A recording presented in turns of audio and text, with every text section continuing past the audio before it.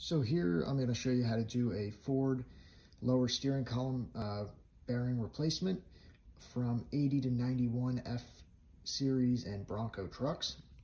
So here's a tilt column out of my 86, and the old bearing was shot in it, so I needed a new one. The company that makes new ones is called DRB Fab. You can find them on eBay or their website, or there's some generic eBay ones that are about half the price. To get the old bearing off of the steering shaft, I used a grinder. As you can see, I made a little cut right there, and right there I nicked it by accident. I'm going to go over it, weld it back up, and then grind it down smooth to make it look good, and make sure I don't compromise the structural integrity of the shaft. But I used a hammer and a socket to press it on there to about, let's say about there. And then I had to use a hammer and screwdriver chisel, deeper socket. I only have about the 3-inch deep sockets, so it bottomed out before I could get it all the way seated.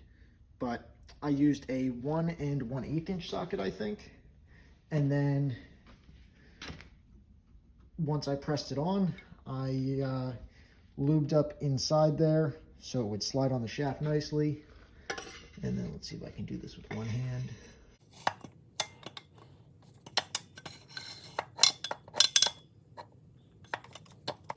There we go. So then it's just a matter of pressing it in. Let's see, it takes a little bit of force. There we go. Okay, so here it is fully installed again. As you can see, that hole is the only one that lines up correctly.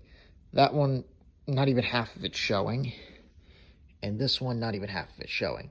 So I'm going to go through and hog these out with a drill bit or probably a die grinder. Move the hole over so I can get the set screws in. But yeah, it's not that difficult to install once you know what you're doing. I did have to smooth a little bit of this out on my steering shaft because it was it was deformed a little bit. So you might have to do that on yours. I'm gonna go through and paint all this black so that it looks nice under the hood and is protected, won't rust. But that's how you do a steering column bearing.